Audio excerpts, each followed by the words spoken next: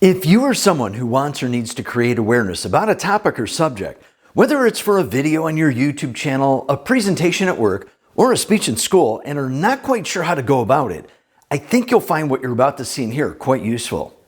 There are over a dozen types of speeches that include persuasive, motivational, educational, demonstrative, entertaining, a sales pitch, debate, special occasions, impromptu, introductory, farewells, eulogies, and the informative speech that we're going to talk about right now. The purpose of an informative speech should be to enrich your audience's knowledge about a topic by providing new, interesting, and unique information, and even move them from a broad understanding to a more focused and detailed awareness of the topic through stories, facts, statistics, and examples.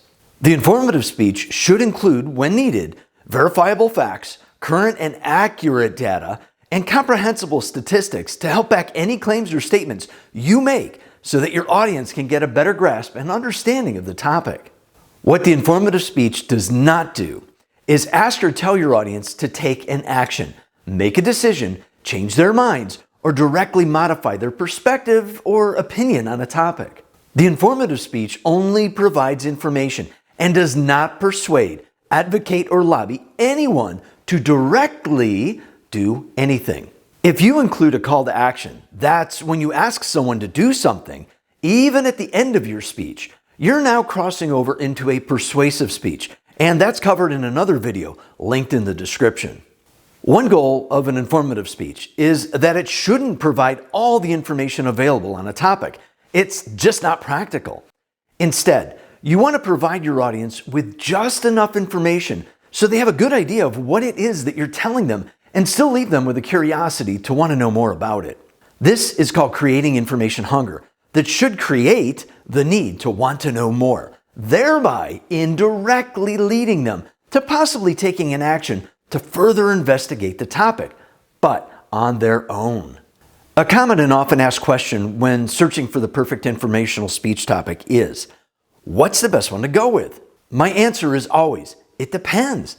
It depends on the situation, the audience, the criteria or requirements for the topics, and many other factors. If you're in a class or need to make a presentation at work, you may be assigned one specific topic that actually is much easier to prepare for than being given the opportunity to talk about whatever you want. If I tell you that you need to prepare and deliver a 5 to 6 minute informative speech on a specific topic, you are set. Why do I say that? Because this means that you can spend more time on preparation and research on that one topic instead of stressing out trying to find that one perfect topic.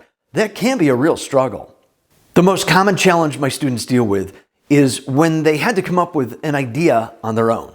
That's why I also introduced them to the concept map technique. And real quick, if you're new to my channel and haven't seen the video on concept mapping that guides you quickly and easily to find a topic, you're going to want to watch that one right after this one.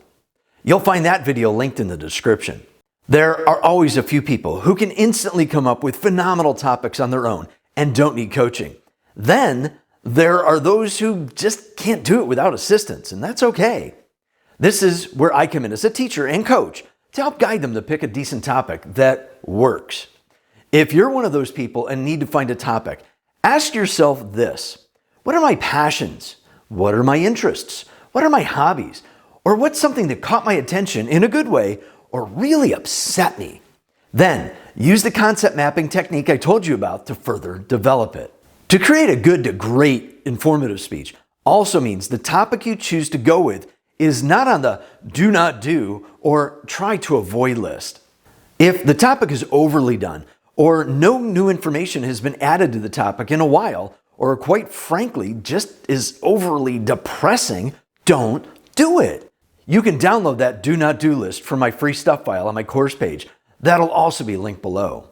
Consider this.